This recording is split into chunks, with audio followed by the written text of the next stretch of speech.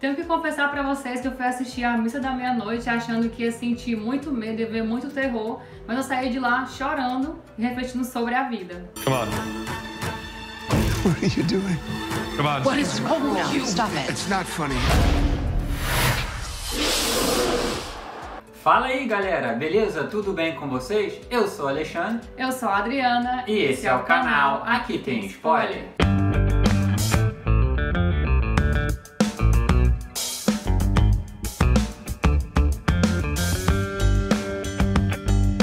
Missa da Meia-Noite. Cara, mas que série maravilhosa. Não é uma série cheia de ação, mistérios e reviravoltas.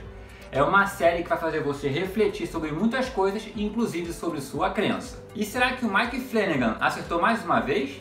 Missa da Meia-Noite é uma série que pode ser que não agrade a todo mundo, que pise no calo de outros, mas se você for assistir lá de mente aberta, pode curtir bastante. Eu já curti bastante as duas séries anteriores dele, A Maldição da Residência Hill e A Maldição da Mansão Bly, e confesso que com essa série eu chorei bastante em vários momentos, inclusive com aquele final. E o que será que essa série tem pra fazer a gente chorar tanto assim? Afinal, não era uma série de terror? Então fica com a gente até o final que a gente vai te contar tudo sobre essa série, mas antes, né, a gente vai fazer aqui uma análise sem spoiler, que não é porque o nome do canal é Aqui Tem Spoiler que a gente vai jogar o spoiler na sua cara, não. Vai ter a parte sem spoiler e depois o final explicado. Mas antes, não esquece de deixar aquele like para fortalecer a nossa amizade. Na trama, a gente acompanha o Riley, que após cumprir 4 anos de prisão por ter cometido um assassinato, ele volta para sua cidade natal, uma ilhazinha remota no meio do nada, com pouco mais de 100 habitantes. E ao mesmo tempo também chega o Padre Paul, um homem carismático e misterioso, só que no momento que ele chega, eventos milagrosos começam a acontecer, o que assusta os moradores, causando comoção entre eles. Mas será que esses eventos milagrosos terão um preço a pagar? E o elenco dessa série tem umas carinhas bem conhecidas de outros trabalhos do Mike Flanagan, né, que o caso da Kate Siegel, como a Ellie Green, que aqui você sabe que ela é a esposa do Mike Flanagan, né? Então também tá no filme lá do Rush, A Morte Ouve, das mansões lá, a Bly e a Hill. Também tem o Rahul Kohli, eu não sei se é assim que se fala, mas ele também esteve na Maldição da Mansão Bly, aqui ele interpreta o xerife Hassan. E a gente tem também o Harry Thomas, que também estava nas duas maldições lá de residência. O povo gosta de maldição e residência, né? E enfim, aqui ele faz o Ed Flynn.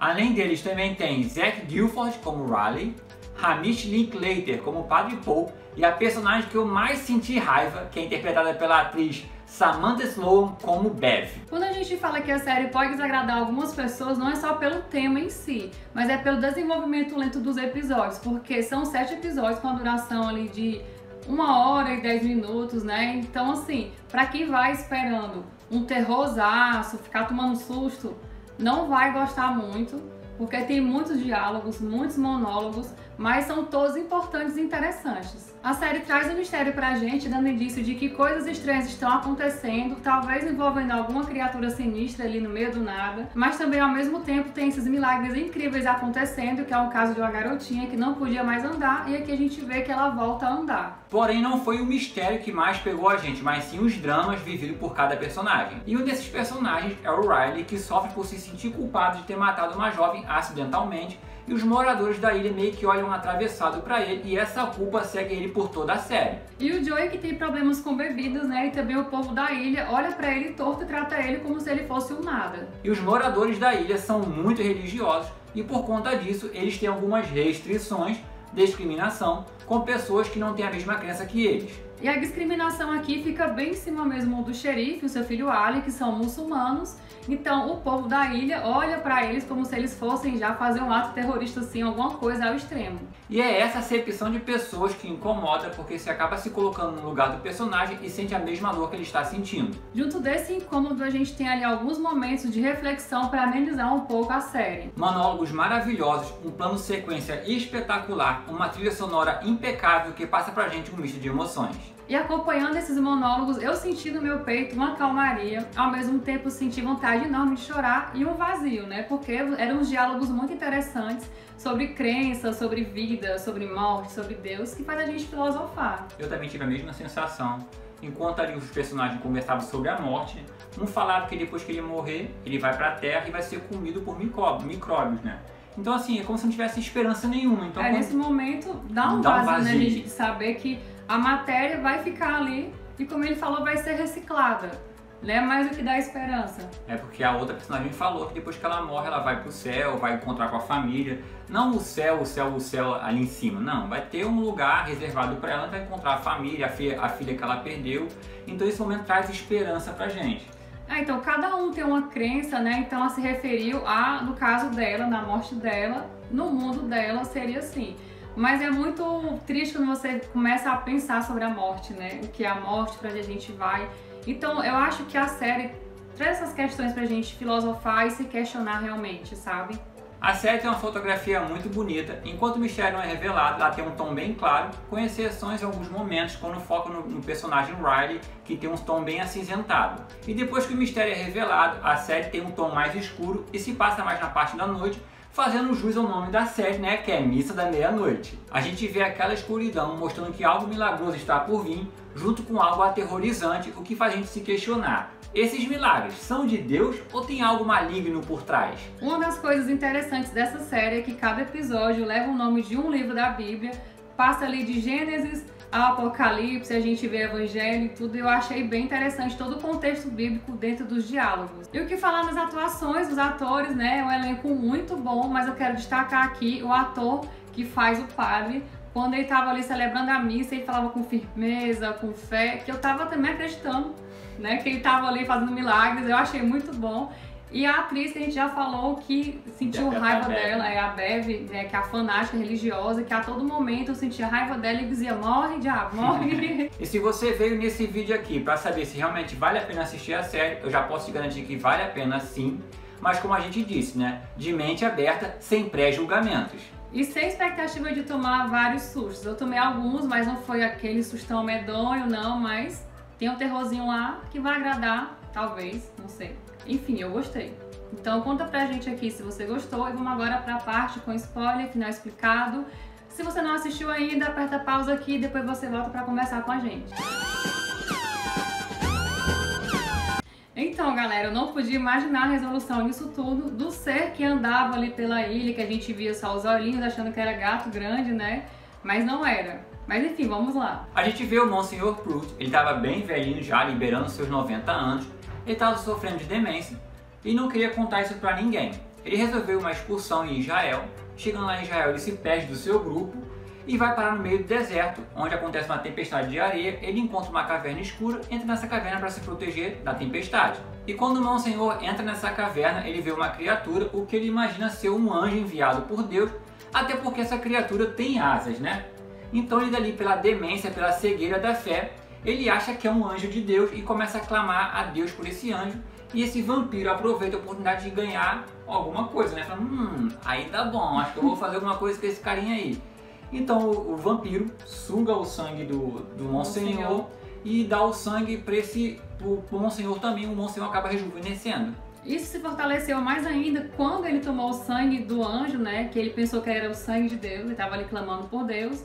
Então, para ele foi realmente algo divino. E na hora que eu vi esse vampiro, eu não gostei muito no momento, apesar de amar muitas produções de vampiro, seres sobrenaturais, mas na hora que eu vi, eu não curti muito. Mas eu fui abrindo minha mente e fui aceitando todo aquele desenvolvimento. Esse vampiro lembrou muito Nosferatu, aquele vampirão das antigas. E claro que ele não podia voltar para a ilha com aquela imagem rejuvenescida de um jovem, né? Afinal ele era um velho com demência. Então ele vai, usa o nome de Paul, né? E eu acredito que ele coloca esse anjo dentro da mala dele, porque ele é vampiro, não pode pegar sol, né? Porque ele chega lá na casa dele e só vê a mala. E claro também que ele quer contar as boas novas da nova era dos milagres para os moradores da ilha, só que ele tem que ir aos poucos, até porque ele também está aprendendo um pouquinho sobre essa nova era. Então a gente vê que o padre Paul entra no confessionário e pede a Deus perdão pelo pecado que ele nem cometeu ainda, que ele vai cometer, que é o pecado da mentira, né? Que ele vai falar para os moradores que o Monsenhor Prout, ele está internado porque está sofrendo demência, está muito mal, e que ele veio ali para tomar o lugar do... Para substituir, né, enquanto Isso. ele não volta. Só que ele vai ficar lá para sempre, até porque ele é o próprio Monsenhor, né? Ele também fala também que os moradores não estão prontos para receber os milagres que estão por vir. Então ele quer preparar os moradores para esse milagre. Tá, mas e aí, como acontecem esses milagres? O vampiro, Ele doa o sangue dele pro Padre Paul. O Padre Paul faz uma mistura do sangue com o vinho na Santa Ceia e ele entrega para os fiéis. Então aí começa a acontecer os milagres, né? As pessoas ficam curadas de cegueira, demência, voltam a andar, né? Então isso faz uma comoção. Até as pessoas que não iam para a missa começam a frequentar a igreja. E uma coisa legal de se mencionar aqui é que eu acredito que nessa realidade que eles vivem, eles nunca ouviram falar em vampiro, né? Porque se fosse eu vendo um bicho daquele ali, a primeira coisa que eu fazia era pegar uma estaca de madeira e enfiar no coração daquele bicho.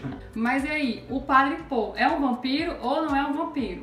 Nos primeiros momentos ele não é um vampiro, porém ele tem sangue de vampiro nas veias. O que é que a gente sabe nas histórias que a gente já assistiu aí de filmes e séries? É que quando a pessoa morre com sangue de vampiro nas veias, ela é transformada em vampiro. Então a gente vê uma cena que o Padre Paul morre, né?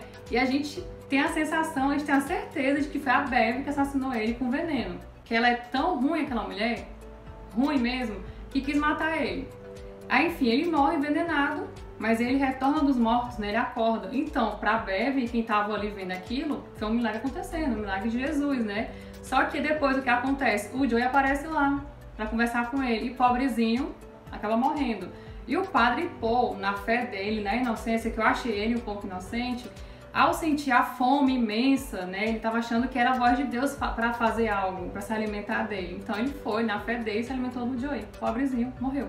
E o padre já transformado em vampiro, tá ali com o vampiro líder, né, doando mais um pouco de sangue, e o Riley vai até lá conversar com o Padre Paul, porque o Padre Paul deu um vacilo ali e falou que o Joey foi visitar a irmã, só quem sabe que a irmã do Joey já tinha morrido. E o Riley foi lá questionar isso. E quando o Riley chega lá, o vampirão ataca o Riley e o Riley acaba morrendo e se transformando em vampiro também. Só que ele não tinha sangue nas veias, porque ele não fazia o sacramento, né? Não fazia a comunhão. Mas na hora que o vampiro, o anjo lá, mordeu ele também doou o sangue pra ele. Então ele foi tipo um discípulo, né? Que é o que o Paul chama ele. Depois que o Riley volta dos mortos, o Padre Paul tenta convencer ele, falando para ele criar uma nova era, uma era de milagres, né? Como diz na Bíblia. Não haverá mais morte, nem pranto, nem dor, que todas as coisas já se passaram, tudo se fez novo. Só que o Riley não se convence disso, afinal de contas. Até porque ele é ateu. Ele é ateu, né? Então, para um ateu acreditar nessas coisas é difícil, né? Ele não acredita nisso, mas o padre fala para ele que ele não pode sair durante o dia. Porque se ele sair, ele vai queimar. Então ele vai lá, procura a Erin, né, para conversar com ela, leva ela até um lago para contar para ela o que aconteceu, mas além de contar, ele vai mostrar para ela. Só que antes disso, ele escreve carta para os pais e para o irmão, né, contando o que vai fazer. E para o Monsenhor Pruitt. E para o Monsenhor Pruitt também, falando que do pó viemos, do pó retornaremos, né? Então lá no lago, depois de contar para ela toda a história... Só que ele manda ela fugir dali. Ele dá um recado para ela, fala para ela que tem que salvar as pessoas ou então ir embora porque lá não tem mais jeito, né? E o que ela tá prestes a ver vai mudar a vida dela, né? Então quando o sol nasce, o Riley pega fogo. A cena assim, muito chocante, né? Só que enquanto ele tá pegando fogo, tem a cena dele com a menina que morreu no acidente lá, que ele matou ela, né? E nessa cena, ela aparece lá com o rosto normal, né? Porque antes ela aparecia pra ele em flashes, mas com o rosto desfigurado. E aqui ela aparece completamente normal, segura a mão dele e a gente entende que ele se perdoa. Ela perdoa ele e ele se perdoa. Só que como se ele estivesse indo realmente para um outro plano. Mas enquanto ele tá ali naquele momento com ela, ele tá em chamas e a Erin só vendo isso e chocada, né? Com aquela situação. Então o Padre Paul tem a ideia de dar vida eterna para todos os moradores da ilha, para todos os fiéis da igreja, porque ele acredita que isso é o plano de Deus. E como o Padre Paul não pode mais sair durante o dia, afinal ele é um vampiro, as missas passam a ser celebradas à noite. Aí chega a grande missa, né, que é a missa da meia-noite, que é uma vigília de Páscoa. E lá nessa missa vai ter um testemunho grande de fé, né, que vai ser a ressurreição de todos os fiéis ali que estão presentes. Só que ninguém sabe disso, né? Tem ali uma cobaia, e essa cobaia ali, ela toma ali um veneno e ela morre momentaneamente, só que depois ela volta à vida e toda a igreja fica espantada com aquilo ali. Alguns acreditam, outros não. Então a Bev começa a distribuir veneno para todo mundo.